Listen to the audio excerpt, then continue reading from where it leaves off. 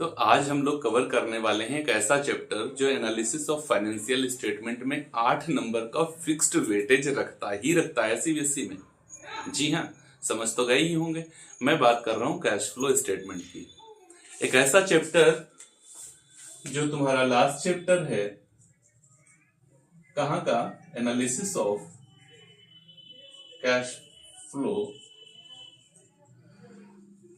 Statement.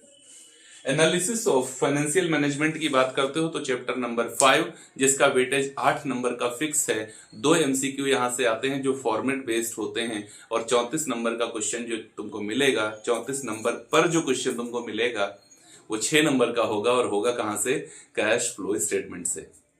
बच्चों को problem भी बहुत ज्यादा रहती है कि समझ में नहीं आता, सर फॉर्मेट बहुत बड़ा है, ये क्यों ऐड होता है, क्यों लेस होता है, क्यों वर्किंग कैपिटल का चेंज देखते हैं, ये एडजस्टमेंट बहुत सारी होती हैं, नहीं समझ में आती हैं, कैसे यूज करी जाती हैं, किसको इग्नोर कर दिया जाता है, किसको यूज किया जाता है, और आखिर ऐसा किया ही क्यों जाता है। तो ये सारी डाउट तुम्हारे आज मैं अपने इसी वीडियो में खत्म कर दूंगा। और आज के बाद इस वीडियो को सही से देखने, सुनने और समझने के बाद मैं तुमको प्रॉमिस करता हूं, तुम जाना और बुक उठा के देखना, कोई भी क्वेश्चन तुम सॉल्व करना शुरू करोगे बहुत ही इजीली तुमसे होगा, और फॉर्मेट तुमको आज के बाद टफ नहीं लगेगा, प्रॉमिस है तुमसे। बस लगभग 1 घंटे मेरे साथ अच्छी तरीके से बैठे रहो, कॉपी और पेन ले लो, और जो चीजें मैं कहता जाऊं उनको नोट करते जाना अपने साथ में। तो चलिए बिना किसी देरी के शुरू करते हैं। क्या, कैश फ्लो स्टेटमेंट। नाम क्या है, कैश फ्लो स्टेटमेंट। मतलब यहां तो कैश की बात हो रही है, और कैश में भी किसकी बात हो रही है, तो उसके फ्लो की बात हो रही है। भाई फ्लो का मतलब क्या होता है, फ्लो का मतलब तो 2 ही होता है। फ्लो मतलब बहाव होता है, तो इनफ्लो होगा या फिर क्या होगा, आउटफ्लो की बात हो रही है। या तो कैश आएगा और या तो कैश चला जाएगा, बस ऐसी ही कुछ बात हो रही है। और इसी कैश के आने और जाने के सिलसिले को जब हम रिकॉर्ड करना चाहेंगे तो एक स्टेटमेंट बनाएंगे और एक विवरण तैयार करेंगे, और वो स्टेटमेंट क्या कहलाएगा, कैश फ्लो स्टेटमेंट कहलाएगा। क्यों? क्योंकि मैं कैश के इनफ्लो और आउटफ्लो की बात कर रहा था, इसी वजह से कैश फ्लो हो गया, और मैं A to Z सारी चीजें उसमें लिख रहा था, इस वजह से वो एक स्टेटमेंट बन गया।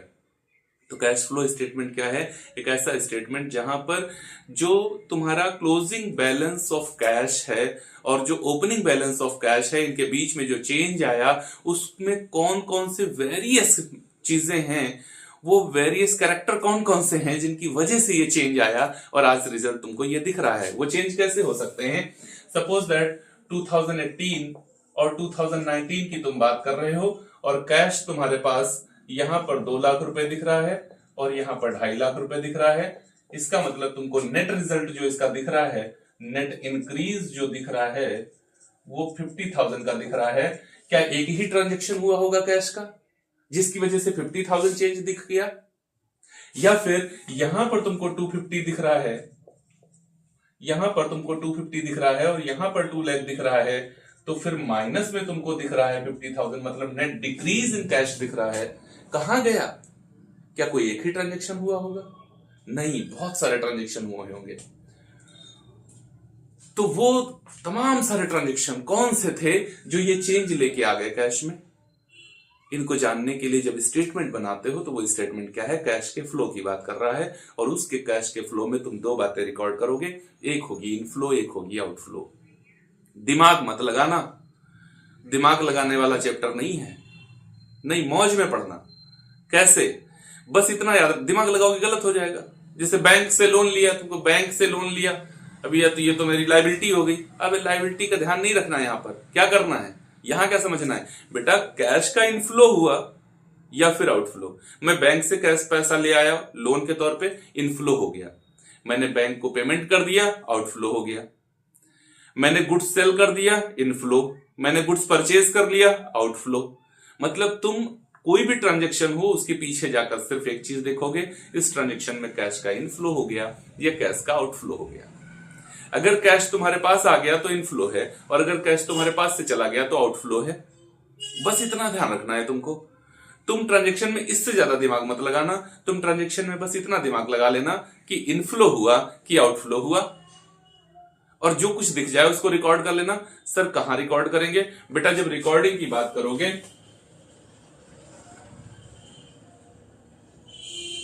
तब तुमने क्या करना है, तुम्हें इसको 3 पार्ट में तोड़ना है। एक पार्ट है जिसको तुम कहते हो ऑपरेटिंग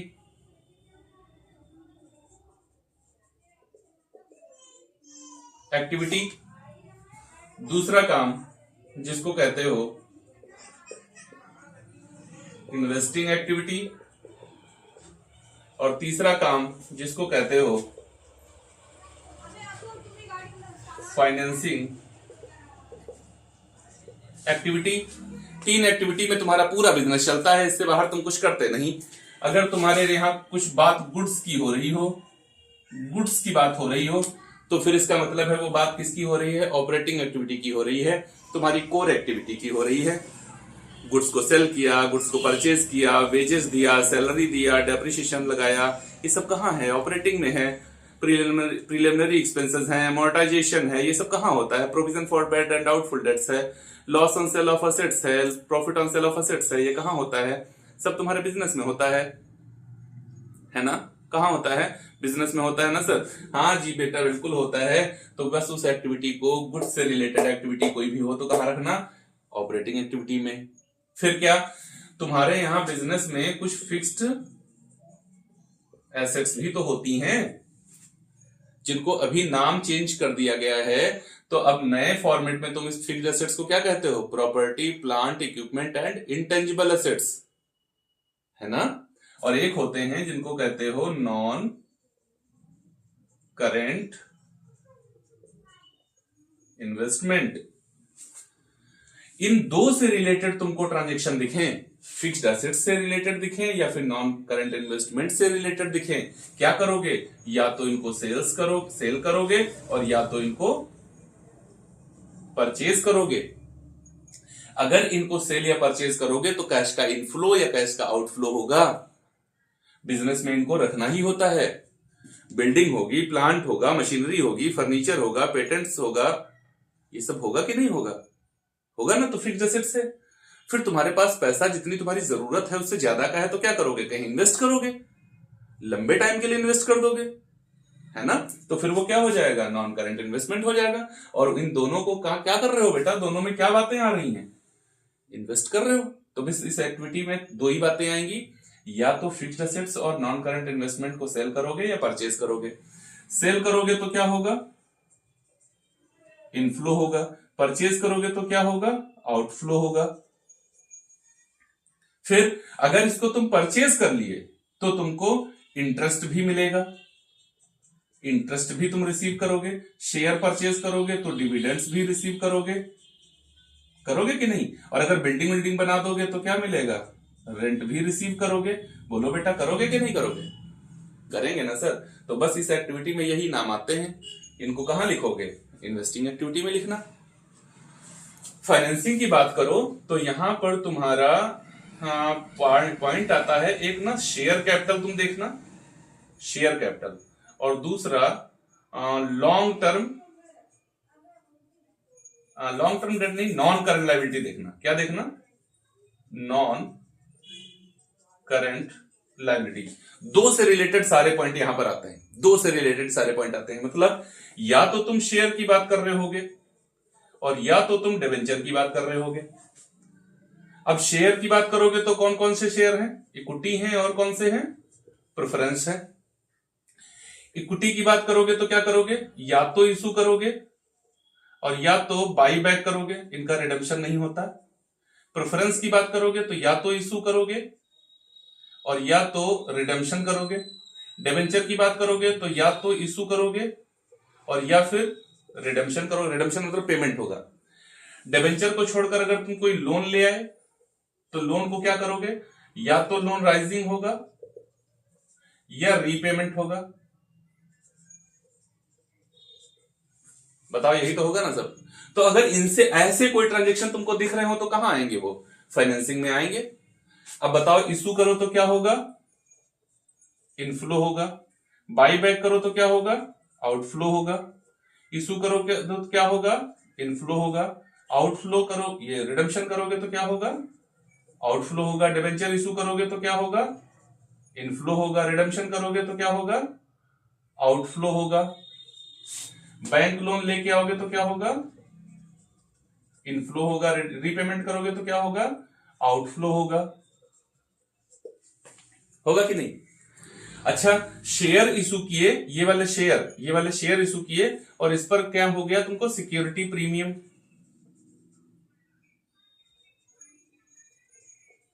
रिसीव्ड हो गया security premium. Equity share issued on security premium, क्या हो जाएगा? इनफ्लो हो गया। प्रेफरेंस शेयर और debenture redeem on premium, redemption of premium, क्या हो जाएगा? आउटफ्लो हो जाएगा। बताओ, ये सब इसी एक्टिविटी के नाम तुमको लग रहे हैं कि नहीं लग रहे हैं? इसी एक्टिविटी कितने सारे नाम हो गए। तुम कहते हो फॉर्मेट कठिन लगता है। सर मैं तो 2 ही नाम लिया। मैंने कितने नाम दिए? 2 में से ये नाम निकल रहे हैं। तुम 2 ही को तो पकड़ना। मैं कहां कह रहा हूं 10 नाम लेके चलना। 2 नाम पे फोकस करना। मैं नहीं कह रहा हूं तुमसे 10 नाम फोकस करना। देखो कितने नाम हो गए। बात बेटा सिर्फ शेयर की और डिबेंचर की हो रही है। ओके, इनफ्लो आउटफ्लो ध्यान रखना। इशू करोगे तो इनफ्लो होगा, रिडीम कर दोगे तो आउटफ्लो होगा। इशू करने पर प्रीमियम मिल जाए तो इनफ्लो है। रिडीम करने पर प्रीमियम देना पड़ जाए तो आउटफ्लो है। बोलो, है टफ क्या? नहीं ना? बिल्कुल नहीं। हाँ सर बिल्कुल नहीं, अभी तो समझ में आ रहा है। फिर बेटा ये देखो, इक्विटी शेयर इशू करोगे, प्रेफरेंस शेयर इशू करोगे तो क्या देना पड़ेगा? डिविडेंड्स पेड किस एक्टिविटी का पार्ट लग रहा है? बेटा जब ये यहां आया तो ये भी यहीं आएगा। ये तो बाई प्रोडक्ट है, एक के साथ एक फ्री है नहीं? फिर अगर तुमने इनको इशू किया तो तुमको देना पड़ेगा डिविडेंड्स। डिबेंचर इशू कर दिए, लोन ले लिया, डिबेंचर इशू कर दिए तो क्या देना पड़ेगा? Interest paid. क्या देना पड़ेगा? इंटरेस्ट पेड, है ना? देना पड़ेगा कि नहीं? फिर टैक्स पेड। एक्चुअली यहां पर ये नहीं आता है, यहां पर प्रपोज्ड डिविडेंड्स आता है।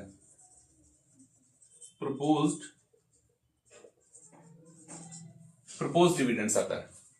लो, हो गई फाइनेंसिंग एक्टिविटी, इतनी ही है, इससे आगे नहीं है कुछ। फाइनेंसिंग एक्टिविटी टोटल यहां खत्म हो गई, इन्वेस्टिंग एक्टिविटी टोटल यहां खत्म हो गई। ये नहीं खत्म हुई भाई, इसको मैं समझाऊंगा चल के फॉर्मेट में तुमको। पहले तुम ये बताओ, इतना जितना बता दिया उतना समझ में आया तुमको? आया ना? आया है तो पहले लाइक करो, शेयर कर दो अपने दोस्तों के साथ में फटाफट, और उसके बाद में कंटिन्यू करो मेरे साथ। और अब हम लोग क्या देखते हैं? फॉर्मेट। अभी तुमको समझाऊंगा ना कि क्यों इसको ऐड करते हैं, क्यों लेस करते हैं, सब कुछ टोटल सब कुछ। अभी के अभी पूरा का पूरा चैप्टर खत्म करूंगा टोटल। अगर पूछा जाए ना कैश फ्लो स्टेटमेंट के लिए अकाउंटिंग स्टैंडर्ड क्या है, तो ये AS 3 में मेंटेन होता है, याद रखना। क्या फॉर्मेट होता है इसका?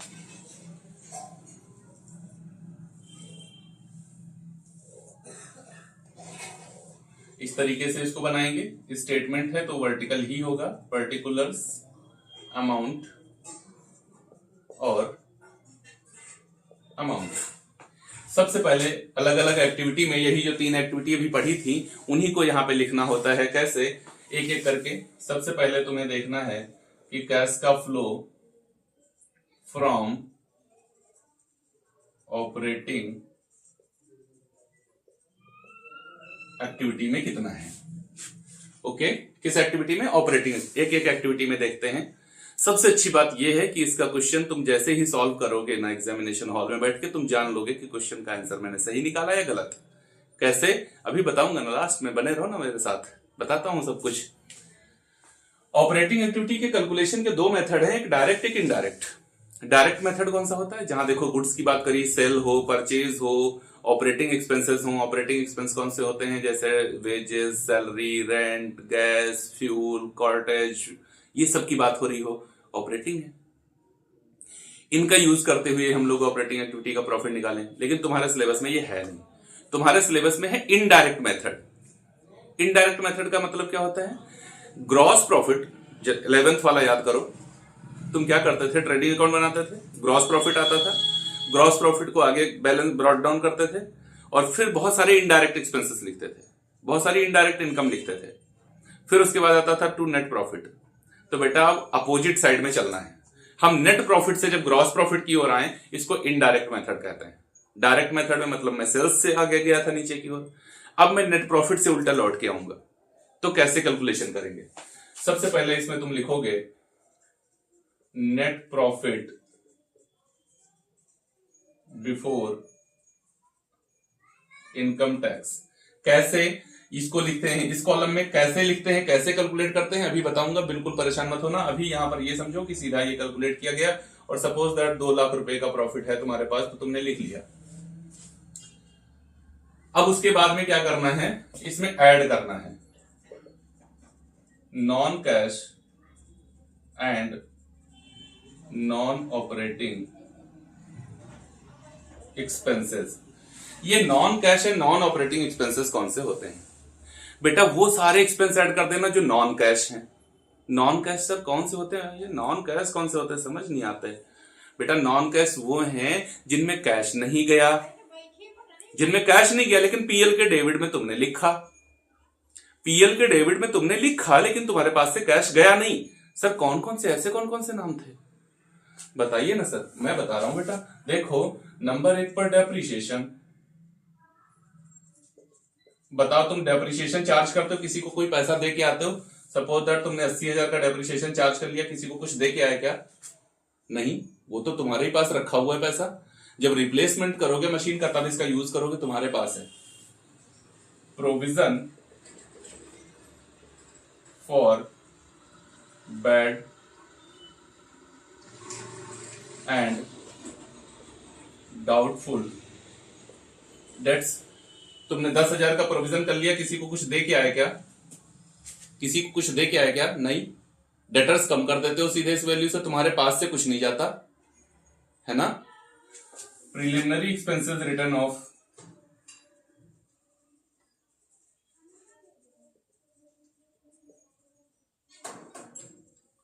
ये भी तुमने 20,000 के कर दिए। बताओ तुम किसको कुछ दे के आए? ये खर्चे प्रिलिमिनरी एक्सपेंसेस कौन से हैं? जो before incorporation of the company, company के इनकॉर्पोरेट होने से पहले ही खर्च हो गए थे, है ना, उनको डाला ना तुमने प्रिलिमिनरी में। कौन कौन से एग्जांपल हैं इसके? Discount on issue of share and debentures, debit balance of PL account, development expenses, उनको राइट ऑफ कर रहे हो बेटा। ये तो बहुत पहले के हैं, कहीं जाएंगे नहीं, पैसा तुम्हारे पास से जाएगा नहीं। इस अकाउंट को खाली खत्म करोगे बस, इधर से कैश को खत्म करोगे, लायबिलिटी बराबर रहेगी। लायबिलिटी से इसको खत्म करोगे, से कैश को खत्म करोगे, बराबर रहेगी बात। अमोर्टाइजेशन ऑफ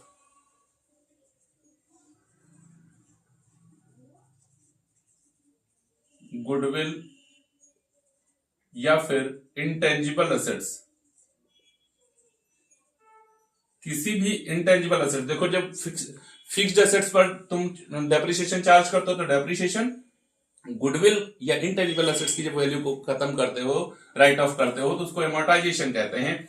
मान लो तुमने इसको भी 20,000 रुपए से कर दिया, ये पैसा किसको दे के आए? ये नॉन कैश है कि नहीं? कहीं जाता है तुम्हारे पास से पैसा? यहां पर कहीं जाता है पैसा? नहीं जाता, कहीं नहीं जाता। तो फिर इन सबको ऐड कर लो। नॉन ऑपरेटिंग, जो तुम्हारी ऑपरेटिंग एक्टिविटी का पार्ट नहीं है, जो तुम्हारी ऑपरेटिंग एक्टिविटी मतलब तुम्हारे गुड्स के, तुम्हारे कोर बिजनेस एक्टिविटी से रिलेटेड नहीं है। तुम्हारा शूज का काम है, शूज को सेल करना तुम्हारा काम है, उससे रिलेटेड नहीं है। तुम्हारा क्लोथ्स का काम है, उससे रिलेटेड नहीं है। तुम्हारा स्लीपर्स का काम है, उससे रिलेटेड नहीं है। तुम्हारा फर्नीचर का काम है, उससे रिलेटेड नहीं है। तुम्हारा स्टेशनरी का काम है, उससे रिलेटेड नहीं है। तुम्हारा मशीनरी का काम है, उससे रिलेटेड नहीं है। जो तुम्हारी कोर एक्टिविटी है उससे रिलेटेड एक्सपेंस नहीं है, वो नॉन ऑपरेटिंग है। जैसे सर एग्जांपल के तौर पर बताइए ना, loss on sale of assets और नॉन करंट इन्वेस्टमेंट। इनको बेचना तुम्हारा काम है क्या? तुम्हारा फर्नीचर का काम है, तुमने बिल्डिंग बेच दिया, तुम्हें लॉस हो गया। कितना लॉस हुआ? 50,000 का लॉस हो गया। बताओ ये कहां का तुम्हारा ऑपरेटिंग का काम है? नहीं है ना, तो फिर नहीं लिखना चाहिए था बेटा। इंटरेस्ट पेड 20,000 का इंटरेस्ट तुमने पेड किया। बताओ ये तुम्हारा क्या बिजनेस का काम है? तुम्हारा काम तो शूज को बेचने का है। इंटरेस्ट पेड ये कहां आ गया यहाँ पे? सर अभी तो आपने बताया था कि इंटरेस्ट पेड फाइनेंस में लिखा जाएगा, तो बेटा ये एडजस्टमेंट में मिलेगा। और एडजस्टमेंट कहीं पर भी लिखी जाए, लेकिन कम से कम 2 जगह तो लिखी जाती है। तो एक बार यहां पे लिख देना, एक बार फाइनेंस में लिख देना, 2 जगह जाएगी, याद रखना 2 जगह जाएगी। कहाँ, याद है ना, एडजस्टमेंट दो जगह यूज होती है, दो जगह जाएगी। यहां पर क्यों आएगी, सिर्फ इसलिए कि दो जगह जाती, नहीं, यहां पर ये नॉन ऑपरेटिंग है, तुम्हारे ऑपरेशन का ये हिस्सा नहीं है, इस वजह से यहां नहीं आएगा। फाइनेंस तो ऐड कर दो इसको, तो क्योंकि इसने तुम्हारे प्रॉफिट को कम किया है, इसने तुम्हारे प्रॉफिट को, इन सारी वैल्यूज में तुम्हारे प्रॉफिट को कम किया है। जब प्रॉफिट के साथ इसको ऐड करोगे तब रियल प्रॉफिट पता चलेगा, ग्रॉस प्रॉफिट वाला, है ना। फॉर्मूला अकाउंटिंग रेशियो में पढ़े हो ना, gross profit is equal to net profit plus indirect expenses minus indirect income. बस वही तो करना है यहां पर, और कुछ अलग थोड़े हो गया है, सब वही है ना। तो इंटरेस्ट पेड 20,000 दे दिया, डिविडेंड्स पेड ये भी तुमने 20,000 दे दिया। ये एडजस्टमेंट मिलेगा बेटा, ये बात कहां मिलेगी, एडजस्टमेंट में मिलेगी। टफ तो नहीं लग रहा ना, नहीं सर अभी तो चीजें ठीक ठीक समझ में आ रही हैं, इनसे ज्यादा नहीं आएंगी, इनसे ज्यादा नहीं आएंगी। तुम मेरा कहना मानो, 1 2 3 4 5 6 7 पॉइंट लिख दिए, तुमको 7 याद करना, बस 8वां कंडीशन याद ना मत करना, हो जाएगा इतने में। ओके, फिर क्या करेंगे सर, यहां पे लाइन करेंगे ऐसे, 8 1 9 2 11 2 13 2 13 5 18 2 20 2 22, 2,20,000 हो गया। इसके साथ में ऐड किया 4,20,000 हो गया। फिर क्या करेंगे, यहां पर लेस करेंगे, वही अभी बताया ना तुमको, gross profit is equal to net profit plus indirect expenses minus indirect income less non cash and non operating income. बेटा उस इनकम ने, अगर इन सारे पॉइंट ने तुम्हारे प्रॉफिट को, तुम्हारा प्रॉफिट 4,20 का रहा होगा, तुमने इतना पीएल में लिख दिया था इसलिए 2 लाख का दिख रहा था, अब तुमने फिर से उसको जोड़ करके अपना सही सही प्रॉफिट निकाल लिया। लेकिन कुछ पीएल के क्रेडिट में भी वैल्यूज लिखे थे जिन्होंने तुम्हारे प्रॉफिट को बढ़ाया था, कौन सी, उनमें से कौन सी घटानी है, कौन सी लेस करनी है, जो नॉन कैश है नॉन ऑपरेटिंग है, सेम वही जो नॉन कैश है नॉन ऑपरेटिंग है। नॉन कैश कोई इनकम नहीं होती, नॉन ऑपरेटिंग होती है, कौन सी, तुमको इंटरेस्ट मिल जाए, इंटरेस्ट रिसीव, ये तो इन्वेस्टिंग का पार्ट है, 20,000 का इंटरेस्ट मिल गया, ये तो इन्वेस्टिंग का पार्ट है, यहां नहीं होना चाहिए था। डिविडेंड्स रिसीव्ड, ये भी इन्वेस्टिंग का पार्ट है, 30,000 यहां नहीं होना चाहिए था, ये इन्वेस्टिंग में जाएगा। रिसीव वाले कहां आते हैं, इन्वेस्टिंग में आते हैं, ये तो इन्वेस्ट किया वहां से आ रहा है, ये मैंने कपड़े नहीं बेचे वहां से नहीं आया, तो नॉन ऑपरेटिंग है, नॉन कैश नहीं होता। फिर क्या हुआ, profit on sale of fixed assets and non current investment, बेचने पर प्रॉफिट हो गया कितना, चलो मान लेते हैं कितना, अरे कुछ भी मान लो, मैं कोई क्वेश्चन थोड़ा सॉल्व कर रहा हूं, मैं तो तुमको सिर्फ समझा रहा हूं लिखने का तरीका, इसलिए क्रॉस नहीं कर रहा हूं, लिखा कैसे जाता है वो भी समझ जाओ तुम, 1 शॉट है ना, एक बार में सब कुछ समझोगे। 3 3 6 2 8, 80,000 रुपए का टोटल हो रहा है यहां पर। यहां मैंने इसको यहां माइनस कर दिया तो 12 से 8 जाता है तो बचता है 4, और यहां 3। इसका मतलब है बेटा तुम्हारा ऑपरेटिंग प्रॉफिट कितना रहा होगा, जो तुम्हारे बिजनेस की कोर एक्टिविटी से प्रॉफिट जनरेट हुआ है वो क्या होगा, तो इसको लिखोगे operating profit before change in working capital, ये है वो प्रॉफिट, ऑपरेटिंग प्रॉफिट। ये ऑपरेटिंग प्रॉफिट निकल के आ गया।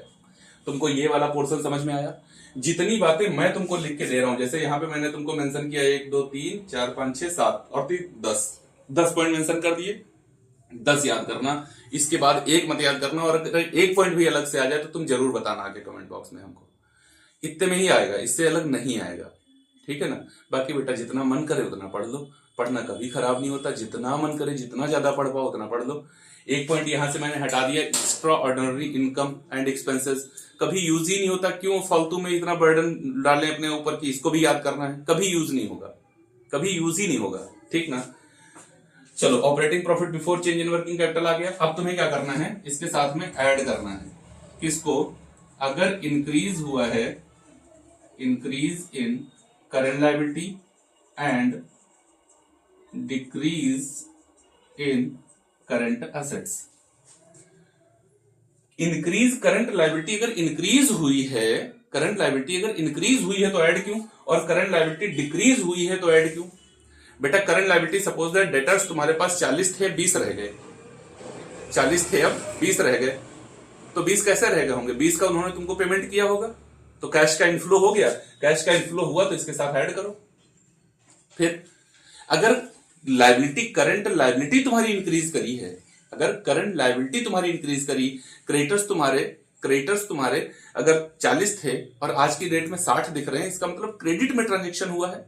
ओके, तो 20,000 रुपए का क्रेडिट में ट्रांजेक्शन हुआ है, इस वजह से वो वहां पे आए हुए हैं, ठीक ना? तो उसको ऐड करोगे तो तुम्हारी नेट वैल्यू पता चलेगी तुमको। अब तुम्हें क्या करना है, क्वेश्चन में ढूंढना है कौन कौन से होते हैं ये, तुमको वहां मिलेगा कौन कौन सा।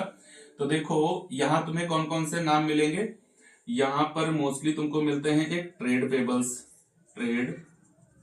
पेबल्स और मिलते हैं लायबिलिटी में तो यही मिलता है खैर, और तुमको एक मिल सकता है आउटस्टैंडिंग, और उसके बाद क्या मिलेगा तुमको, और उसके बाद एसेट्स में आ जाओ तो वहां पे मिलेगी इन्वेंट्री के बाद में मिलेगा ट्रेड रिसेबल्स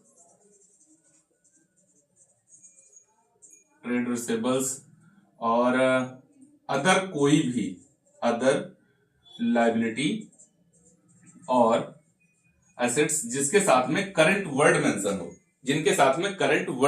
हो, उनको तुम चेंज देखोगे यहां पर। जैसे सपोज दैट तुम्हारे ट्रेड पेबल्स ना पहले दिए हुए थे 80,000 के और अब दिए हुए हैं 1 लाख के, तो ट्रेड पेबल कितना इंक्रीज कर गया, 20,000 रुपए का इंक्रीज कर गया। ओके, और साथ ही साथ तुम्हारा जो ट्रेड रिसेबल है वो 1 लाख का था और अब वो 60,000 का दिख रहा है, 1 लाख का था अब 60 का दिख रहा है, तो फिर 40,000 का वो डिक्रीज हो गया। क्लियर? तो बस ये 2 वैल्यू यहाँ पे हम लोग लिख रहे हैं केवल समझाने के लिए तुमको। 4 2 6 होता है, 60,000 रुपए यहां पर आ गया और इसको ऐड किया हमने तो ये 4 लाख रुपए यहां पर हमारा आ गया है। अब इसको थोड़ा हम और आगे बढ़ाते हैं।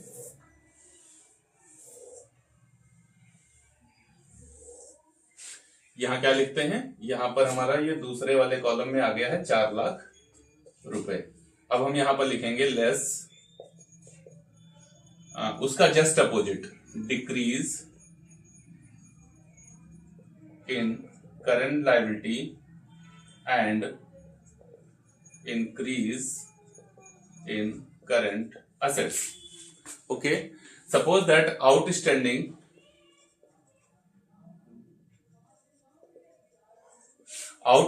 तुम्हारा ना डिक्रीज हुआ कितने से, 10,000 से, 40 से 30 रह गया, और इन्वेंट्री इंक्रीज किया, ये 50 से 1 लाख हो गया तो 50,000 का इंक्रीज कर गया, तो 60,000 फिर से यहां पे तुमने लिख लिया और ये इसका टोटल हो गया 4,60,000। अब ये जो वैल्यू आएगा, देखो वर्किंग कैपिटल का चेंज यहां पर जो हमने मेंशन कर लिया, तो जो वैल्यू हमारे पास निकल के आई ये है हमारा cash generated from operating activity before income tax, और यहां से माइनस कर दोगे टैक्स। सपोज दैट तुमने 1,60,000 का टैक्स पेमेंट कर दिया, तो फिर यहां पर जो बचेगा तुम्हारे पास कितना, 3 लाख रुपए। ये वैल्यू हो गई तुम्हारी cash flow from operating activity. Operating activity का ही पोर्शन सबसे बड़ा है, एकदम समझ में आ गया तुमको ये ऑपरेटिंग एक्टिविटी, इससे ज्यादा नहीं है। अगर तुम्हें थोड़ी सी भी कंफ्यूजन हो तो एक बार वीडियो को फिर से देख लेना, समझ में आ जाएगा सब कुछ। अब जैसे ही ये कंप्लीट होता है फिर हेडिंग डालोगे cash flow from investing activity. क्या इन्वेस्टिंग एक्टिविटी, यहां पर तुमने क्या किया, परचेज ऑफ लैंड, 4 लाख में तुमने जमीन परचेज कर ली। सेल ऑफ मशीन, 2 लाख में तुमने मशीन बेच दी। फिर उसके बाद में invest in equity share, 1 lakh रुपए तुमने इन्वेस्ट कर दिया। बेटा आउटफ्लो होगा, ध्यान रखना, इन्वेस्ट करेंगे कहीं आउटफ्लो हो जाएगा। फिर उसके बाद में डिविडेंड्स रिसीव्ड, डिविडेंड्स रिसीव्ड 50,000 रुपए का डिविडेंड, 50 ज्यादा हो जाएगा, 1 लाख का इन्वेस्ट किए हो, 20,000 रिसीव कर लो, इनफ्लो हो गया, ठीक है ना। और उसके बाद में इंटरेस्ट रिसीव्ड, इंटरेस्ट रिसीव्ड 10,000 का इंटरेस्ट मिल गया।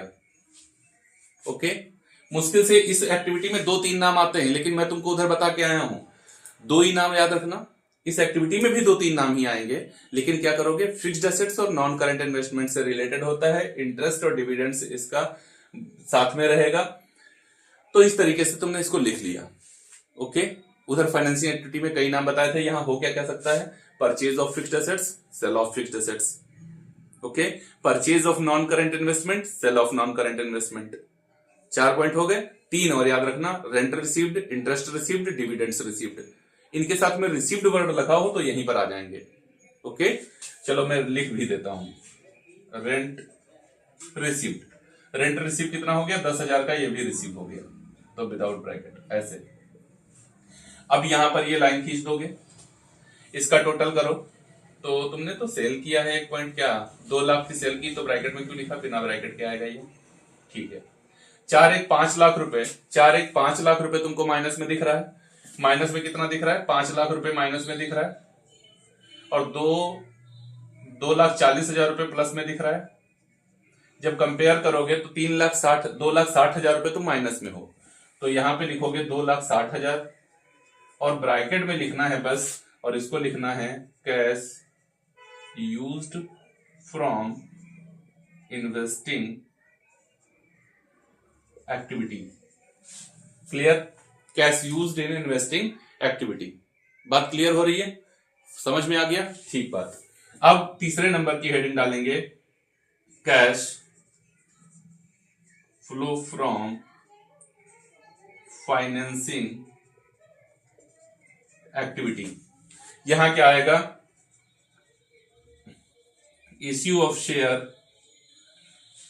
ओके, वहां पे बताया था पिछले, अभी समझा के आया हूं, वहां पे इश्यू ऑफ शेयर, तुमने 2 लाख के शेयर इशू कर दिए। Security premium, security premium on issue of share, 20,000 का सिक्योरिटी प्रीमियम इनफ्लो है। Redemption of preference share 1 lakh, premium on redemption of preference share 10,000, दोनों पॉइंट ब्रैकेट में रहेंगे। इश्यू ऑफ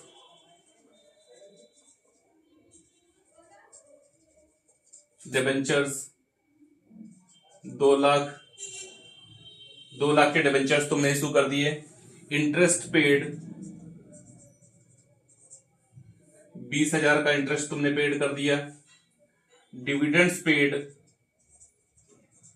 डिविडेंड्स पेड 10,000 का डिविडेंड्स तुमने पेड कर दिया। ओके, ये सारे पॉइंट कहां पे आएंगे, फाइनेंसिंग एक्टिविटी में आएंगे। कहां पर आएंगे, फाइनेंसिंग एक्टिविटी में आएंगे। ओके, और इसको थोड़ा जरूरत है अलग से बताने की, क्योंकि अभी कुछ और पॉइंट बताने हैं और इससे नीचे लिखेंगे तो तुमको समझ में नहीं आएगा। तो क्या करते हैं, इसको हम लोग थोड़ा इधर इरेज करते हैं और यहां पर इस फॉर्मेट को ना हम यहां पे लेके आते हैं, इस फॉर्मेट को हम यहां पे लेके आते हैं। ओके, अभी इसका स्क्रीनशॉट ले लो, बाद में तुम खुद अपने पास इसको नोट कर लेना। ओके, यहां तक तो दिख ही रहा होगा ना तुमको, यहां तक तो तुमको ये दिख ही रहा होगा। Issue of debenture ₹2 lakh. Okay, issue of debentures. उसके बाद में क्या करते हैं हम लोग, यहां पे आते हैं और लिखते हैं dividends paid, dividends paid. Suppose that तुमने 20,000 का डिविडेंड्स दे दिया तो ब्रैकेट में जाएगा। इंटरेस्ट पेड 10,000 का इंटरेस्ट दे दिया, ब्रैकेट में जाएगा। प्रपोज्ड डिविडेंड्स, 20,000 का प्रपोज डिविडेंड्स है, ब्रैकेट में जाएगा। उसके बाद में इंक्रीज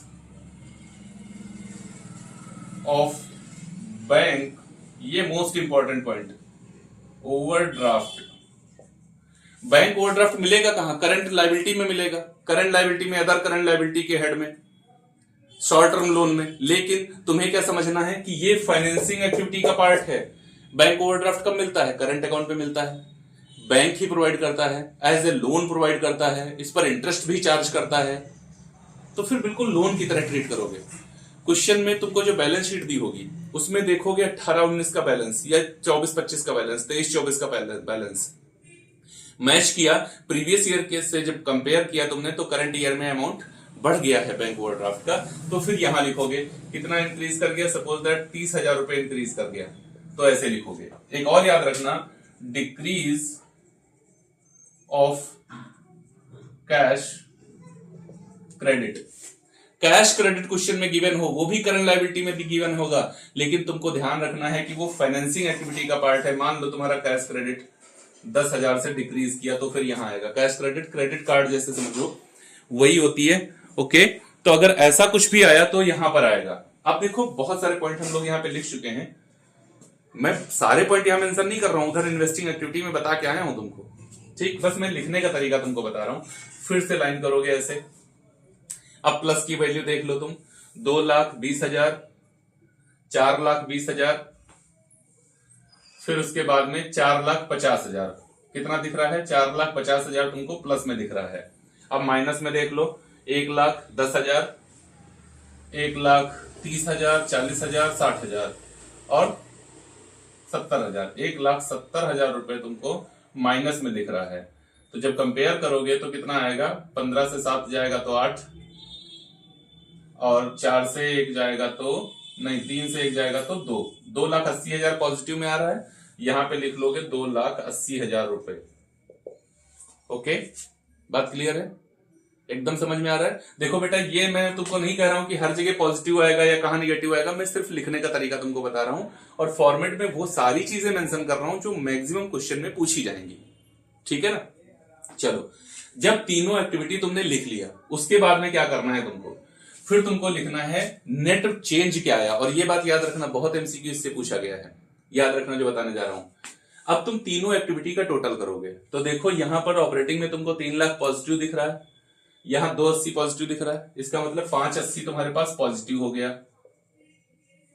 और 260 तुमको दिख रहा है नेगेटिव, है ना? तो इसका मतलब है कि तुम्हारे पास में जब यहां पे टोटल करने आओगे तो 8 से 6 जा रहा है तो 2, और 5 से 2 जा रहा है तो 3, 3,20,000 का नेट इंक्रीज हुआ है। तीनों एक्टिविटी का total net increase in cash. कैसे? Operating activity, investing activity plus financing activity. Question MCQ पूछा जाता है, a sum of operating activity, investing activity and financing activity will be, right answer is increase और decrease in cash, net increase और decrease in cash. ये आ गया। अब देखो इसके साथ में तुम ऐड करोगे, क्या ऐड करोगे? Opening balance of cash. और इसको अगर तुम्हारा जो भी तुम्हारे क्वेश्चन में सपोज दैट 3 लाख रुपए ओपनिंग बैलेंस ऑफ कैश दिया गया है, तो जैसे ही इसको ऐड करोगे तो इसका टोटल 6,20,000 रुपए आएगा, और 6,20,000 रुपए क्वेश्चन में closing balance of cash given होगा। Closing balance of cash. Okay, ये बैलेंस तुम्हारा क्वेश्चन में क्लोजिंग बैलेंस ऑफ कैश, जो कैश एंड कैश इक्विवेलेंट जो दिया गया है उससे मैच होना चाहिए। यहां पर हम कैश एंड कैश इक्विवेलेंट की बात करते हैं, तो closing balance of cash and cash equivalent जो भी दिया गया है वो यही होना चाहिए। अगर ये है तो तुम्हारा क्वेश्चन ठीक है, और अगर ये नहीं मैच किया तो फिर किसी भी एक्टिविटी में गलती हो, लेकिन कहीं ना कहीं है। तो उम्मीद है फॉर्मेट तुमको समझ में आया होगा, क्योंकि मैंने चीजों को तुम्हें समझाया है कुछ इस तरीके से। फिर भी अगर कहीं पर प्रॉब्लम हो तो कमेंट बॉक्स है ना तुम्हारे लिए, आओ बताओ आके कि कहां प्रॉब्लम रह गई और क्या चीज तुम्हें समझ में नहीं आई। फिर से वीडियो देता हूं उस पर। वैसे इस वीडियो को अगर एक बार में नहीं समझ में आया हो तो दूसरी बार देख लेना, चीज तुम्हें क्लियर हो ही जाएगी, ये मेरा यकीन है। ओके, अब चलो कुछ और कंडीशंस जो तुम्हें एडजस्टमेंट करनी है उनको समझ लेते हैं और फटाफट ये चैप्टर हो जाता है हमारा खत्म। तो अब हम लोग समझते हैं एडजस्टमेंट। देखो पूरा फॉर्मेट मैंने तुमको बता दिया है, अब लास्ट पॉइंट रह गया है एडजस्टमेंट, और एडजस्टमेंट को समझने के बाद तुम्हारा कोई भी क्वेश्चन गलत होगा नहीं, मुझे पूरा यकीन है। अब देखो कौन कौन सी एडजस्टमेंट है। एडजस्टमेंट की बात करेंगे तो कौन कौन सी एडजस्टमेंट होंगी।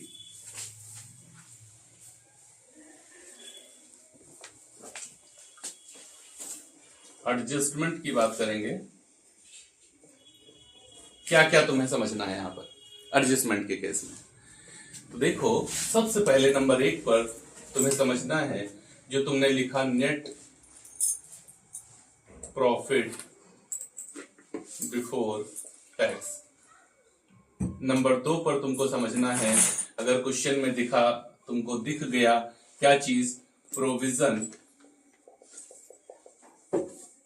For tax. नंबर 3 पर तुम समझना प्रपोज्ड डिविडेंड्स। नंबर 4 पर समझना accumulated depreciation account and assets account. और नंबर 5 पर समझना इंटरेस्ट एंड डिविडेंड्स पेड। ये 5 बातें समझ में आ जाएं तो समझ लेना हो गई पूरी एडजस्टमेंट। ये एक्चुअली तुम्हारी एडजस्टमेंट का पार्ट नहीं है, लेकिन हम समझेंगे इसको अलग से ही, क्योंकि ये अलग से कैलकुलेट करना पड़ता है। तो यहां पर एक्चुअली वो सारी कंडीशंस हैं जो तुम्हें कैलकुलेट करनी पड़ेगी। तो सबसे पहले बात करो इसकी नेट प्रॉफिट बिफोर टैक्स की। इसको कैसे कैलकुलेट करोगे, तो सबसे पहले तुम लिखोगे profit for the year. Profit for the year, profit for the year कैसे मिलेगा, तुम्हारी बैलेंस शीट गिवन होगी पहले से, उस बैलेंस शीट में सपोज दैट वो 22-23 की बैलेंस शीट है, तो तुम देखोगे तुम्हारा करंट ईयर हो गया 2023, तुम देखोगे कि 2023 में कितना प्रॉफिट था और 2022 में कितना प्रॉफिट था। 2023 के प्रॉफिट से 2022 का प्रॉफिट माइनस करोगे, जो भी वैल्यू आए उसको यहां लिख लेना, बस हो गया profit for the year.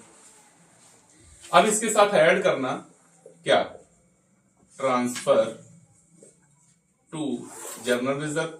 Journal reserve में कितना पैसा डाला, फिर इंटरिम डिविडेंड्स, इंटरिम डिविडेंड्स में कितना पैसा डाला, फिर प्रोविजन फॉर टैक्स, टैक्स के लिए कितना प्रोविजन किया, और फिर प्रपोज्ड डिविडेंड्स कितना है, और जो भी आए वो यहां पर बैलेंस लिख लेना। ये हो गया तुम्हारा net profit for the year. ये क्यों किया सर, ये सारी वैल्यूज मैंने यहाँ पे क्यों नोट करी, अरे भाई जो भी प्रॉफिट यहाँ पे तुमको दिख रहा है उसी प्रॉफिट से तो ये सब किया होगा तुमने। जो प्रॉफिट तुमको यहाँ पे ये दिख रहा है वहीं से तो तुमने ये किया होगा। सपोज दैट यहाँ पर प्रॉफिट तुमको दिख रहा है ना कितना, 1 लाख का, और 20,000 रुपए जनरल रिजर्व में डाल चुके हो, 10,000 रुपए का इंटरिम डिविडेंड्स दे चुके हो, 20,000 रुपए का प्रोविजन फॉर टैक्सेशन भी कर चुके हो, 20,000 रुपए का प्रपोज डिविडेंड्स देने की भी बात कह चुके हो। तो इसका मतलब है 2 2 4 2 6 एक साथ प्रॉफिट तो 170 रहा होगा ना। प्रॉफिट कितना रहा होगा, 170 है ना। प्रॉफिट कितना रहा होगा, 170। तो फिर 170 करो ना इसको, क्या समझे, वहां पे क्या लिखे हो, नेट प्रॉफिट बिफोर टैक्स, तो टैक्स से पहले कितना प्रॉफिट, ये 1,70,000 रुपए तुमको लिखना है, इसलिए इसका कैलकुलेशन ऐसे करोगे। बात समझ में आ गई, एकदम समझ में आ गई, कोई कंफ्यूजन कोई डाउट नहीं है।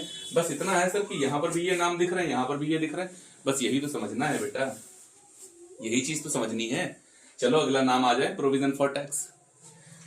जब बात करोगे प्रोविजन फॉर टैक्स की, तो प्रोविजन फॉर टैक्स में क्या काम करना है, तुमको देखना है कि क्वेश्चन में कोई इंफॉर्मेशन एडिशनल है या नहीं। ओके, क्या देखना है, यहां पर 2 बातें देखना, when balance is given in balance sheet only. अगर क्वेश्चन में तुम देखोगे कि केवल बैलेंस शीट में ये वैल्यू दी गई है, ओके, तब क्या करेंगे? और जब when additional information is given, अगर एडिशनल इंफॉर्मेशन भी दी गई है तो क्या करेंगे? देखो बेटा, जब केवल बैलेंस शीट में तुमको दिया गया हो, ये जब तुमको केवल बैलेंस शीट में ये वैल्यू दी गई हो, तो बैलेंस शीट में क्या होगा? सपोज दैट ईयर है 2023 2022, तो ये हो गया करंट ईयर, ये हो गया तुम्हारा प्रीवियस ईयर, ये हो गया करंट ईयर, ये हो गया प्रीवियस ईयर। बात कर रहे हो प्रोविजन फॉर टैक्सेशन की। कंपनी टैक्स के लिए प्रोविजन करती है अगले साल के लिए, अगले साल के लिए। इसका मतलब है जो 22 में प्रोविजन किया, जो 22 में प्रोविजन किया वो 23 में पेड करेगी। ये वाला प्रोविजन जो यहां 22 में है वो यहां पेड करेगी 23 में, है ना? तो फिर तुम 22 वाला प्रीवियस ईयर का अमाउंट क्या करना? प्रीवियस ईयर का अमाउंट ऑपरेटिंग एक्टिविटी में लेस करते हो ना इनकम टैक्स, वहां पर ये वाली वैल्यू लेस कर देना। कौन सी वैल्यू लेस कर देना? ये वाली वैल्यू लेस कर देना। ओके, कोई डाउट नहीं? सर वहां पे लिखते थे ना लेस इनकम टैक्स, वहां पे तो प्रीवियस ईयर का बैलेंस लेस कर देना। ओके, अच्छा, अब सर क्या हुआ? ये वाला बैलेंस क्या करेंगे? ये देखो तुमको यहां दिख रहा है ना प्रोविजन फॉर टैक्सेशन, ये वाला बैलेंस तुम यहां ले आना। कहां पर? नेट प्रॉफिट की कैलकुलेशन के लिए इसको उठा के ले आना करंट ईयर को, क्योंकि ये 23 का प्रोविजन है, 24 में पे करोगे। 23 का प्रोविजन है, 24 में पे करोगे। बात समझ में आ गई? अच्छा सर, अच्छा अगर ये वाली बात आ गई तो सर क्या करेंगे? अगर हमको क्वेश्चन में एडजस्टमेंट में भी कुछ देखने को मिल गया तब क्या करेंगे? Then you will prepare account name provision for taxation account. क्या करोगे बेटा? अगर ये वाली कंडीशन तुमको एडिशनल इंफॉर्मेशन में भी मिल गई, ये इंफॉर्मेशन एडिशनल इंफॉर्मेशन में क्या बोलेगा? या तो बोलेगा tax paid during the year, या फिर बोलेगा provision for income tax made during the year. अब देखो इंफॉर्मेशन हो गई 3, 2 बैलेंस तो ऑलरेडी यहां गिवन होंगे और एक एडजस्टमेंट में आ गया। या तो तुमको एडजस्टमेंट में प्रोविजन बोल देगा कि इतना किया गया, या फिर बोल देगा टैक्स पेड। अब इनमें से तो ठीक बात है, मान लो प्रोविजन बोला तो यहां आएगा, टैक्स पेड बोला तो यहां जाएगा, लेकिन इन 2 बैलेंसेस में से इनका क्या करेंगे? तो बेटा 3 को तुम्हें 2 में बदलना पड़ेगा, किसी एक को एलिमिनेट करना पड़ेगा। वो कैसे कर पाओगे? अकाउंट बनाकर। तो अकाउंट बना देना, प्रोविजन फॉर टैक्स अकाउंट, छोटा सा अकाउंट। क्या नाम होगा? Particulars amount, particulars amount, provision for taxation is a liability, so credit side by balance BD। suppose that इसका बैलेंस दिया गया है तुमको 80,000। अब टैक्स पेड जब भी आएगा, कभी भी आए टैक्स पेड, इधर आएगा to bank account. To bank क्यों? Suppose wages paid by cheque, wages account debit to bank, salary paid by cheque, salary account debit to bank, goods purchase by cheque, purchase account debit to bank, machine purchase by cheque, machine account debit to bank. So tax paid by cheque, tax account debit to bank. Account कौन सा है? Tax account. Debit side में क्या लिखोगे? To bank account. यहां पर bank account में amount क्या आएगा? Tax paid. सपोज दैट 40,000 का टैक्स क्वेश्चन में दिया है कि पेड कर दिया गया, तो फिर इधर ही अब इसका बैलेंस आएगा। क्या लिखोगे? To balance CD। और मान लो यहां पर दिख रहा है तुमको 90,000। कितना? 90,000। तो यहां का आप टोटल कर लेना, 9 4 13, 31, यहां ले आओ 31। इसका मतलब है कि करंट ईयर में तुमने 50,000 का प्रोविजन किया है। इधर निकल के आता है प्रोविजन, जिसको लिखा जाता है बाय PL स्टेटमेंट। यहां क्या निकल के आता है?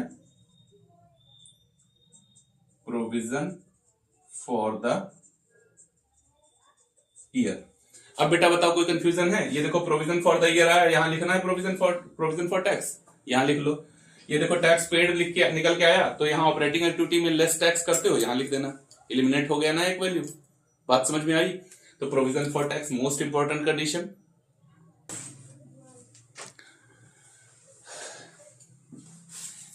तो अब बात आती है किसकी? प्रपोज डिविडेंड्स की। अब प्रपोज डिविडेंड्स में देखो फिर से वही चीज होगी। ये पहली बात तो प्रपोज डिविडेंड्स क्या है? कंटेंजेंट लायबिलिटी है, तुमको बैलेंस शीट में मिलेगी नहीं। बैलेंस शीट के नीचे जो नोट्स टू अकाउंट्स होता है ना, वहां पे फुट नोट में ये मिलेगा। लेकिन मिलेगा कैसे? ऐसे ही जैसे 2023 और 2022। तो इसका मतलब ये हो गया करंट ईयर और ये हो गया प्रीवियस ईयर। प्रपोज डिविडेंड्स क्या होता है? जिसको शेयर होल्डर्स ने, जिसको कंपनी के डायरेक्टर्स ने कहा है कि हम इतना डिविडेंड्स देंगे, प्रॉमिस है एक तरीके का, लेकिन दिया नहीं है अभी। अब इसमें होता क्या है? तो यहां पर क्या होगा, जो प्रीवियस ईयर में उन्होंने प्रॉमिस किया वो करंट ईयर में पेमेंट करेंगे, और करंट ईयर वाला नेक्स्ट ईयर में पेमेंट करेंगे। तो जब भी कभी तुमको प्रपोज डिविडेंड्स फुट नोट में, नोट्स टू अकाउंट्स में मिले, तो पहला काम ये करना कि इसको टोटली इग्नोर करना। किसको? करंट ईयर को क्या करना है? टोटली इग्नोर करना है। इसको क्या करना है?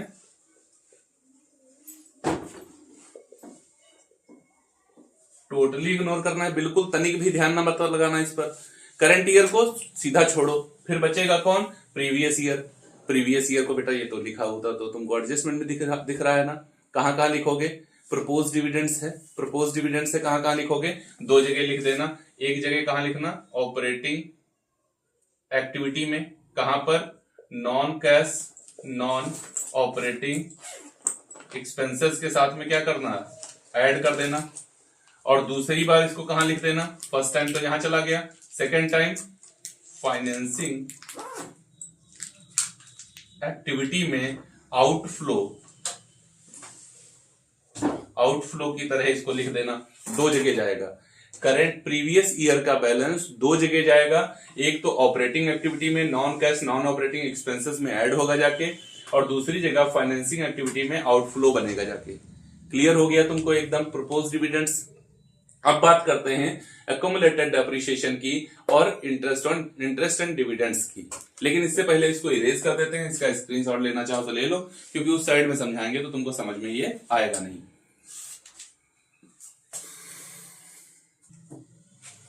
How many minutes you are doing this work? 10 से 15 मिनट। Okay. अब देखो बेटा ना, एक्यूमुलेटेड डेप्रिसिएशन जो 4 नंबर पर हम लोग को समझना था, एक्यूमुलेटेड डेप्रिसिएशन। सबसे पहला काम ये करना, और ये एडजस्टमेंट तुमको क्वेश्चन में करनी ही पड़ेगी, बिल्कुल पक्का है करनी पड़ेगी। तो कैसे? बैलेंस शीट देखोगे, वहां नहीं होगी। बैलेंस शीट के बाद में जो नोट्स टू अकाउंट्स होता है, एक्सप्लेनेशन होता है ना बैलेंस शीट का, वहां पे आओगे तो प्रॉपर्टी प्लांट एंड इक्विपमेंट मिलेगा। प्रॉपर्टी प्लांट एंड इक्विपमेंट में सपोज दैट मशीनरी है, तो मशीनरी के नीचे फिर लिखा हुआ है एक्यूमुलेटेड डेप्रिसिएशन। और जब एक्यूमुलेटेड डेप्रिसिएशन तुम देख लेना, तो बस तुरंत तुम दो अकाउंट बनाओगे, एक मशीन अकाउंट और दूसरा एक्यूमुलेटेड डेप्रिसिएशन अकाउंट। दो अकाउंट बनाओगे, ओके। और एक चीज याद रखना, अगर क्वेश्चन में एक्यूमुलेटेड डेप्रिसिएशन नहीं है, केवल असेट सेल की जा रही है, उस पर प्रॉफिट हुआ, लॉस हुआ, डेप्रिसिएशन लगा, कुछ भी, तब फिर तुम क्या करोगे? केवल मशीन अकाउंट बनाओगे। तो दो सिचुएशन होंगी एक्यूमुलेटेड की। अगर क्वेश्चन में बैलेंस ऑफ एक्यूमुलेटेड क्वेश्चन में दिया हुआ है, यहां पर देखो first condition, if balance of accumulated depreciation is given. Second, if balance of accumulated depreciation is not given. यहां ये दिया गया या नहीं दिया गया? अच्छा, अगर if balance of depreciation is given, then you will prepare two accounts, name assets account and accumulated debt account। और अगर ये accumulated depreciation नहीं दिया गया, then you will prepare only one account, name assets account। assets account चाहे यहां पर बनाओ और चाहे यहां पर बनाओ, इससे तुमको क्या पता चलेगा? Purchase of assets. ओके। और जब अकोमुलेटेड डेप्रिसिएशन अकाउंट बनाओगे तो क्या पता चलेगा, दो वैल्यू पता चलेंगी, दो में से कोई एक, या तो डेप्रिसिएशन ऑन सेलिंग असेट्स या फिर एनुअल डेप्रिसिएशन। तो चलो मैं तुमको बता रहा हूं कैसे बनाओगे मशीन अकाउंट। सपोज दैट तुम्हारी एसेट्स का नाम है मशीन अकाउंट, तो मशीन अकाउंट कैसे बनाओगे।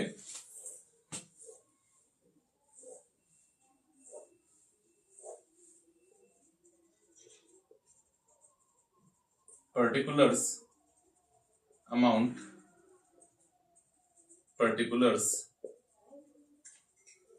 अमाउंट कैसे बनाओगे मशीन अकाउंट। सबसे पहले मशीन तुम्हारी एसेट्स है तो डेबिट साइड में लिख लोगे to balance BD. Suppose that 4 lakh का बैलेंस दिया हुआ है। फिर तुमने एक मशीन बेच दी तो लिखोगे by bank account. Selling price, suppose that तुमने एक मशीन 80,000 में सेल कर दी है, जिस मशीन पर डेप्रिसिएशन 20,000 रुपए का था, जिसको बेचने पर तुमको लॉस भी हो गया है बाय पीएल स्टेटमेंट 10,000 का। और अगर किसी एसेट्स को सेल करने पर प्रॉफिट हो जाए तो डेबिट साइड में 2 पीएल स्टेटमेंट। एसेट्स को सेल करने पर लॉस, जो कि मोस्टली ऐसे मिलेगा, तो 3 नाम ऐसे ही लिखोगे, by bank, by deb, by PL statement. और अगर नहीं मिल रहा है तुमको, प्रॉफिट हो गया, तो इधर लिखोगे 2 पीएल स्टेटमेंट। अब क्या लिख लो, by balance CD. Suppose that 5,40,000, इधर का टोटल कर लो, 5,40, 5,50 और ये 6,50। यहां ले आओ, यहां बैलेंस है 4 लाख का, इसका मतलब है कि तुमने 2,50,000 क्या किया, परचेज कर लिया टू बैंक अकाउंट। अब यहां से देखो वैल्यू कहां कहां जाएगी। सबसे पहले ये जो तुमने एसेट्स को सेल किया 80,000, ये कहां जाएगी, तो ये जाएगी इन्वेस्टिंग एक्टिविटी में, और क्या बनेगी, इनफ्लो बनेगी। ये जो तुमने परचेज किया ये कहां जाएगी, ये भी इन्वेस्टिंग एक्टिविटी में जाएगी, और क्या बनेगी, आउटफ्लो बनेगी। जो डेप्रिसिएशन है ये एक्युमुलेटेड डेप्रिसिएशन अकाउंट में जाएगा। और जो पीएल स्टेटमेंट है ये कहां जाएगा, ऑपरेटिंग एक्टिविटी में, non cash non operating expenses में जाकर के ऐड होगा। इतनी जगह यहां इस अकाउंट से बैलेंस निकल के जाएंगे। ये इन्वेस्टिंग एक्टिविटी का इनफ्लो बनेगा, ये इन्वेस्टिंग एक्टिविटी का आउटफ्लो बनेगा, ये डेप्रिसिएशन भी एक्युमुलेटेड डेप्रिसिएशन अकाउंट में चला जाएगा। और अगर एक्युमुलेटेड डेप्रिसिएशन नहीं है, ओके, नहीं बनाना है, तो फिर ये डेप्रिसिएशन नहीं, एनुअल डेप्रिसिएशन क्वेश्चन में गिवन होगा, वो ऑपरेटिंग में जाएगा। मतलब ये कहीं नहीं जाएगा, ये तुम्हारे फॉर्मेट में नहीं जाएगा। और ये कहां जाएगा, ऐड होगा जाके non operating activity, non cash non operating expense के साथ। अब ना देखते हैं कैसे बनता है accumulated depreciation account. Accumulated dep account,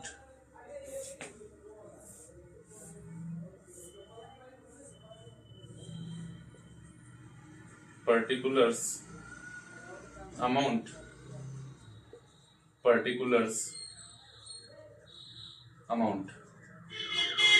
accumulated depreciation तुम्हारी क्या है, लायबिलिटी है, तो इसका ओपनिंग बैलेंस क्रेडिट होता है by balance BD. Suppose that 80,000 रुपए का बैलेंस है। उसके बाद 20,000 रुपए ये देखो यहां पे लग चुका है, तो इसको सीधे यहां पर ट्रांसफर कर दो टू मशीन। कितना, 20,000। यहां पर डेप्रिसिएशन कौन सा आता है, डेप ऑन सेलिंग मशीन। जो सेलिंग मशीन पर डेप्रिसिएशन क्वेश्चन में गिवन रहेगा वो यहां पर आता है। फिर to balance CD. Suppose that तुम्हारा यहां पर बैलेंस दिया है 1,25,000 रुपए, तो फिर अब इधर का टोटल कर लेना, 1,45 हुआ। यहां ले आओ, 1,45 यहां से माइनस कर दो, 1,45 यहां लेके आ गए, यहां से माइनस करोगे तो 65,000 आ जाएगा। ये आ जाएगा बाई पीएल स्टेटमेंट। और बाई पीएल स्टेटमेंट ये क्या निकल के आया है, ये एनुअल डेप निकल के आया है। ये ऐड होगा जाकर के कहां पर, ऑपरेटिंग एक्टिविटी में। कहां, non cash non operating expense के साथ। ओके तो इस फॉर्मेट से दो में से कोई एक वैल्यू पता चलेगी। अगर क्वेश्चन में तुमको बहुत अच्छी तरीके से पढ़ना, अगर क्वेश्चन में तुमको एनुअल डेप्रिसिएशन दिया गया है तो फिर ये वाला टू मशीन का डेप्रिसिएशन निकल के आएगा जो यहां जाएगा, और अगर मशीन का डेप्रिसिएशन दिया है तो एनुअल डेप्रिसिएशन आएगा जो नॉन ऑपरेटिंग में जाकर के वहां पीएल ऑपरेटिंग एक्टिविटी में ऐड होगा जाके। एकदम बात समझ में आ गई। ये कैलकुलेशन सबसे ज्यादा इंपॉर्टेंट है और ये हर क्वेश्चन में मिलेगी। अब करते हैं फिर से मोस्ट इंपॉर्टेंट कंडीशन की बात। क्या सर इसको भी कह रहे थे मोस्ट इंपॉर्टेंट? बेटा ये भी मोस्ट इंपॉर्टेंट और वो कंडीशन इससे भी ज्यादा मतलब मोस्ट से मोस्ट इंपॉर्टेंट। क्यों? ये तो इंफॉर्मेशन क्वेश्चन में गिवन होगी, है ना। जब गिवन है तो एक बार दिमाग जाएगा कि क्या करना है। अब जो पढ़ने जा रहे हैं उसकी इंफॉर्मेशन क्वेश्चन में कभी कभी गिवन ही नहीं होती, तुमको खुद से समझना है। क्या है वो कंडीशन? नंबर 5 पर बड़े प्यार से समझेंगे। इंटरेस्ट या फिर dividends paid. Okay, interest and dividends paid, इसका कैलकुलेशन कैसे करोगे? तो क्वेश्चन में फिर से देखोगे, when no information is given in the question, when information related to issue or redemption of debentures or preference share is given in the question। क्या? जब कुछ भी इंफॉर्मेशन, कोई इंफॉर्मेशन नहीं है तब क्या, और जब डिबेंचर्स या प्रेफरेंस शेयर कब इशू किए गए और कब रिडीम किए गए ऐसी इंफॉर्मेशन दी है तब क्या करोगे?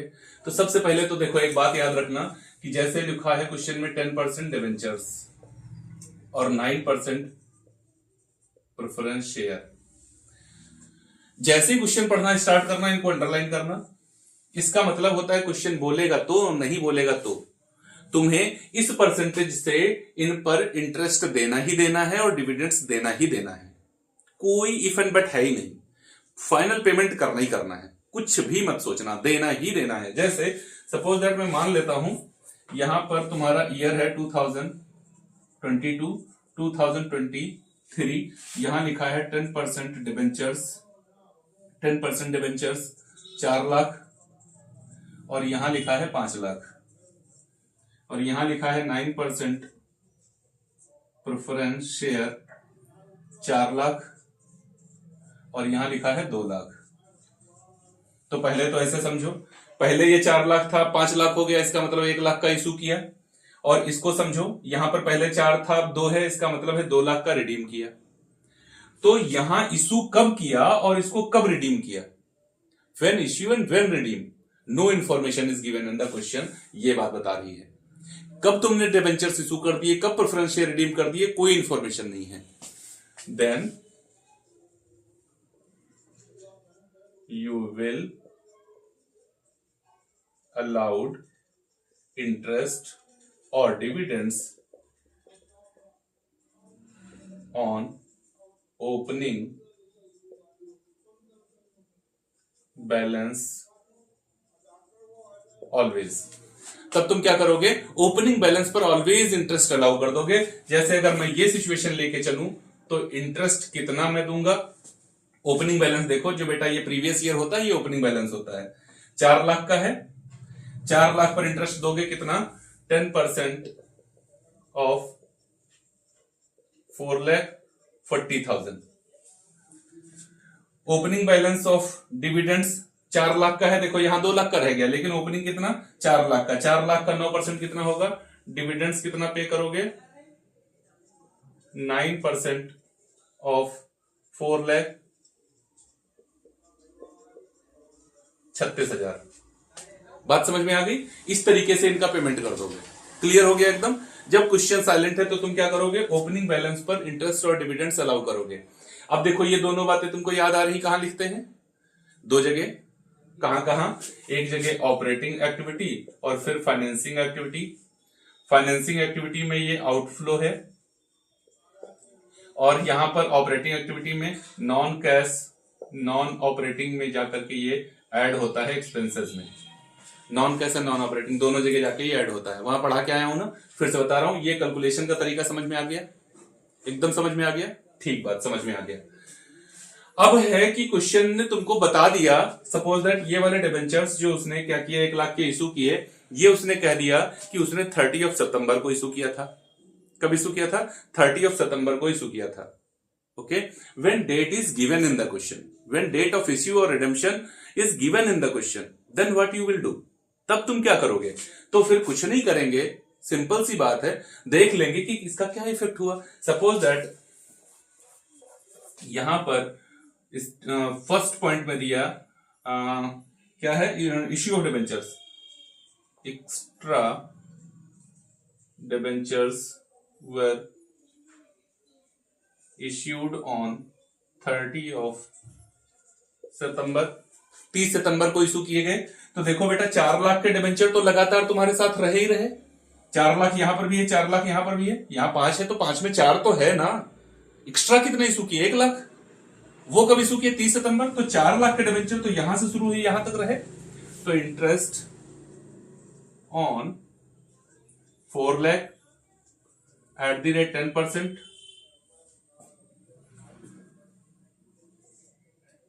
कितना, 40,000, and interest on 1 lakh at the rate 10% for 6 month. 1 सितंबर को इशू किया ना तुमने, तो अक्टूबर, नवंबर, दिसंबर, जनवरी, फरवरी, मार्च, 6 महीने के लिए लोन होल्ड कर रहे हो, 6 महीने का इंटरेस्ट दोगे, 10% का 1 लाख का 10% होता है 10,000, 6 महीने का होगा 5,000। इसका मतलब है ₹55,000 you will paid as a interest on debenture. बोलो बात क्लियर हो गई। तो जब डेट मेंशन कर देगा तो इस तरीके से कैलकुलेशन कर लोगे। अब सपोज दैट दूसरी कंडीशन में जो उसने बोला है, प्रेफरेंस शेयर रिडीम ऑन 31 दिसंबर, और ईयर भी मैंने कोई लिया है, हाँ लिया है, 31 दिसंबर 2022। कब रिडीम किया मैंने डिबेंचर्स को, 31 दिसंबर 2022 को रिडीम किया। तो बेटा 31 दिसंबर 2022 को रिडीम किया, तो वहां तक तो 4 लाख के पूरे शेयर तुम्हारे पास थे, 4 लाख के पूरे शेयर तुम्हारे पास थे 9 महीने के लिए, है ना। तो क्या करोगे, डिविडेंड्स फॉर 1 अप्रैल टू 31 दिसंबर कैसे कैलकुलेट करोगे, 4 लाख एट द रेट, यह सीधा कैलकुलेशन अच्छा कर देता हूं, 4 लाख का 9% डिवाइडेड बाय 100 और इंटू 9/12। क्या समझे, 9 चौक 36, 36,000 का 3/4, 12 तियां 36 और 9 तियां 27, कितना 27,000 पे करोगे तुम डिविडेंड्स। किस पर, पहले 1 अप्रैल से 31 दिसंबर तक, फिर 1 जनवरी टू 31 मार्च। अब की क्या हुआ, 1 जनवरी टू 31 मार्च 2 लाख के रिडीम कर दिया, अब उन पर डिविडेंड्स थोड़े दोगे, 2 लाख का तुम्हारे पास रह गया, तो 2 लाख 9 3/12, 2 लाख का 9% कितना होता है, 9 दूनी 18,000, और 18,000 का 3/12, 12 से उसको काटोगे तो कितना आएगा, 12 एक 12 और बचेगा 6, 60 हो जाएगा, 12 पंचे 60, 15 45, तो 27,000 रुपए तुम्हारा ऊपर का हुआ और 4500 रुपए इसका आएगा। तो 27 और 4 31,500 रुपए तुम डिविडेंड्स पे करोगे। तो बात तुमको समझ में आ गई ना इस एडजस्टमेंट की। अगर क्वेश्चन साइलेंट होगा देन तुम्हें कोई प्रॉब्लम नहीं होनी चाहिए। On opening balance you will allow interest and dividends. अगर क्वेश्चन कुछ बोल देगा तो फिर तुम डेट को टारगेट करोगे, डेट के अकॉर्डिंग कैलकुलेशन करोगे। बात समझ में आ गई। इंटरेस्ट एंड डिविडेंड्स दो जगह जाएगा, non cash and non operating expenses में ऐड होगा जाके ऑपरेटिंग एक्टिविटी में, और फिर जाएगा फाइनेंशियल एक्टिविटी में। बात क्लियर। अब बेटा कोई एक भी सिंगल पॉइंट अगर तुम सॉल्व करते समय क्वेश्चन को निकाल के ले आना कि सर ये वाली बात आपने उस वीडियो में नहीं बताई थी और क्वेश्चन सॉल्व करते समय मुझे इस बात से प्रॉब्लम हो रही है, तो मुझे कमेंट बॉक्स में आकर के बताना जरूर। जितनी बातें लगभग मैंने 1.5 घंटे के अंदर तुमको बता दी हैं, अगर तुमने इनको A to Z सही सही चीजों को सुन लिया है, नोट्स बना लिए हैं और कायदे से सुना है, नोट्स एक अलग चीज होती है, ठीक ना, कायदे से सुना है, नहीं समझ में आए तो दोबारा सुन लेना, और 2 बार सही से सुन लिया है तो फिर अब तुम्हारे क्वेश्चन सॉल्व होंगे। और इसके बाद अब हम लोग करेंगे सैंपल पेपर, साथ में 6-7 सैंपल पेपर कर लेंगे तुम्हारे एग्जाम से पहले, मतलब तुम्हारी तैयारी एकदम सॉलिड मजबूत पक्की होगी। वीडियो अच्छा लगा हो तो शेयर जरूर कर देना अपने दोस्तों के साथ में। मिलेंगे अगले वीडियो में और वहां से स्टार्ट करेंगे सैंपल पेपर सॉल्व करना।